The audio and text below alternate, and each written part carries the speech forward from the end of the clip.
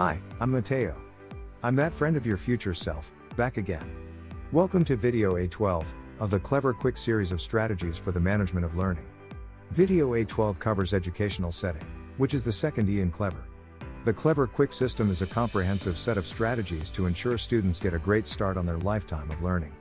Once again, I'm speaking to you from your future, and I know you become successful when you use these strategies. Thanks for joining us again today.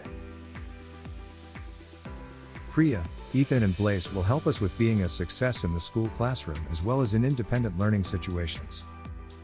You can make or break your school career in the classroom. If you don't make a good impression as a student, you will be making life very difficult for yourself. The first thing to concentrate on is listening well in class. A lot of information is presented orally. If you don't concentrate on getting the full message, then chances are you will miss something. Concentrating on teacher talk can be hard work. Here are a few tips. Anticipate what the teacher is going to say. Then listen to try and pick out the most important ideas.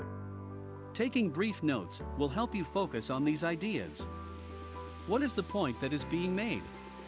Listen actively and show you are interested by responding in some way, a nod, a frown, a smile, etc.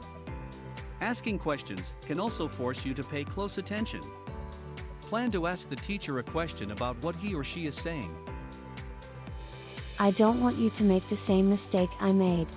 I did not have a method of taking usable notes in a class situation.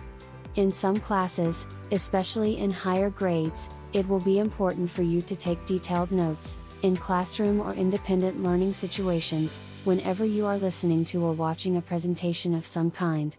These could be a presentation or lecture by a teacher, a special speaker, a video, a podcast or an online lecture.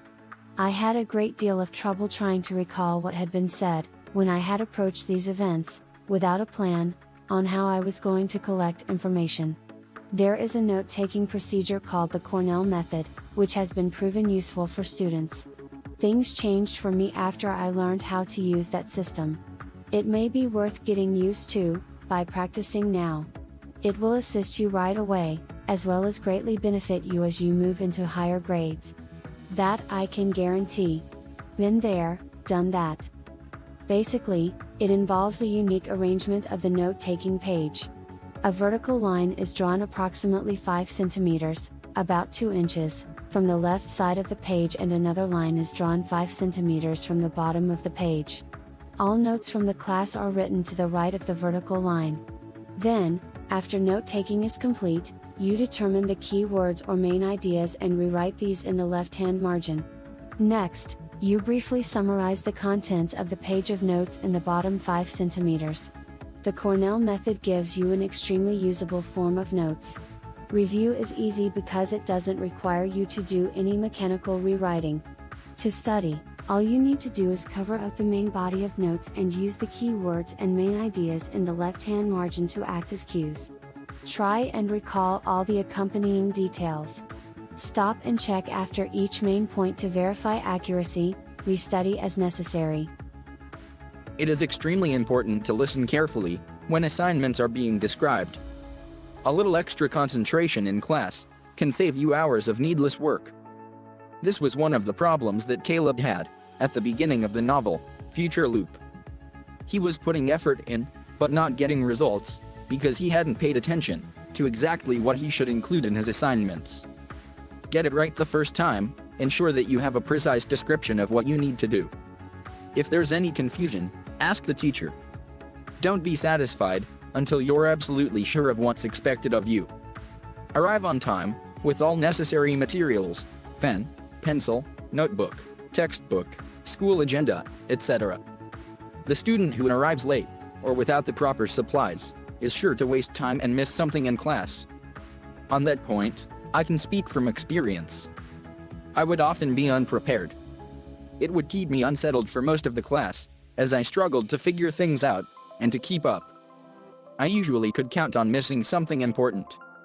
My classroom life has been much more enjoyable and relaxing, since I learned to be on time and prepared. Also, attempt all your work, even if you're not sure what to do. It is better to make an attempt, and do something. The teacher will be able to help you, if you try. If you don't, he or she may just assume that you don't care. If this is the case, you may be starting a quick slide to a failing grade. Your teachers are interested in seeing that you keep organized notebooks. Sometimes, teachers will give you directions about how you are to set them up. Notebook setup can start with a title page. This is handy to identify that it is your material, and show exactly what is included.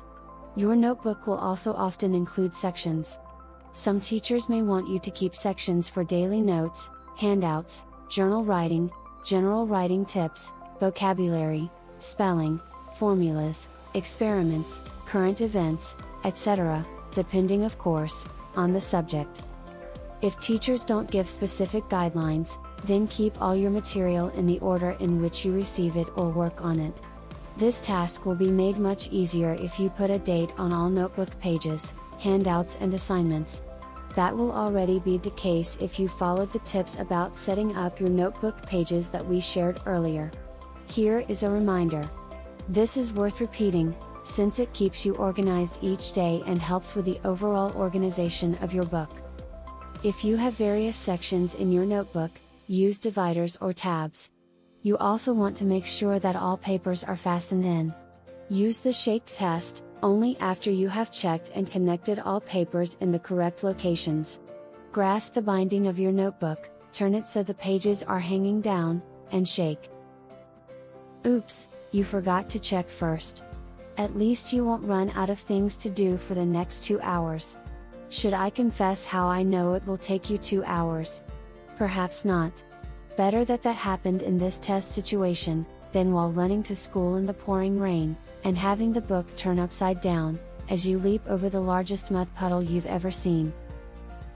If you find that your class has discussions, then there are several things that you can do to help yourself. First of all, be prepared. If there is material to read, make sure you read it before your class discussion. During the discussion, if you feel you have something to contribute, think it through in your mind first, before you speak out. This rehearsal will ensure that your message comes out clearly. You may also wish to make a few brief notes, with keywords, so you don't forget to cover all the points you wanted to make.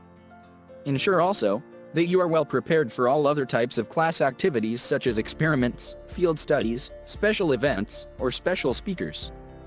These class activities may have materials you need to review or prepare beforehand. Now, a word about independent study environments.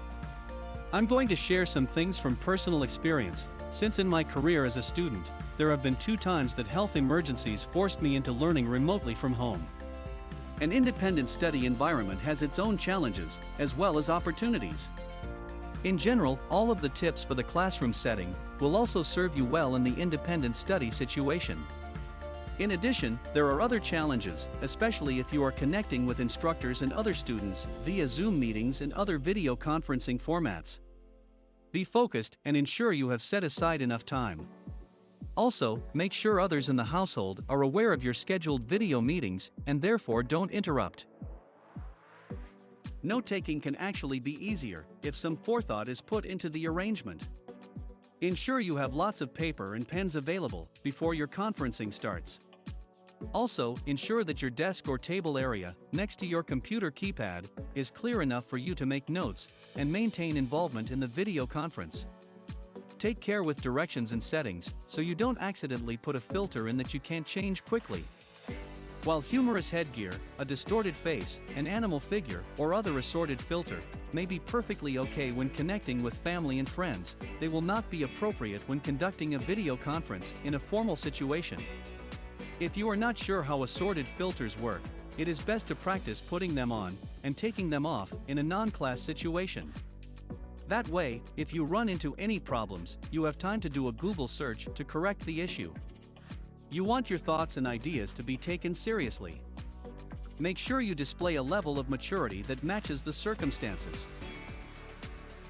You also might want to put something over your computer camera when you have finished a meeting, just in case it is still recording, when you are not intending for people to see what is going on in your room. It is also an unfortunate reality that webcams can be hacked through the unintentional downloading and installing of malware. For this reason, it is a recommended good practice to slip something over a computer camera at all times when it is not in use. This can be as simple as a non-gummy sticker or a small post-it note folded over the middle top of your computer screen. Most computer webcams are located along the top edge of the screen in the middle. I wish I could say that there comes a time in the future when you don't have to worry about this anymore, but I haven't seen it yet. Whenever technology is involved, you have to be aware of possible hacking and take steps to protect your personal information and your privacy. It's worthwhile doing a Google search on what else you can do to stay safe when going online. Also, if you will be presenting information at any point in your video conferences, learn how to split your screen and show video, picture, or text material for ease of presentations. This is something that can be practiced in a session with a friend, using Zoom or other video format, and not at the time of a formal meeting. One other point: control your emotional reactions in class.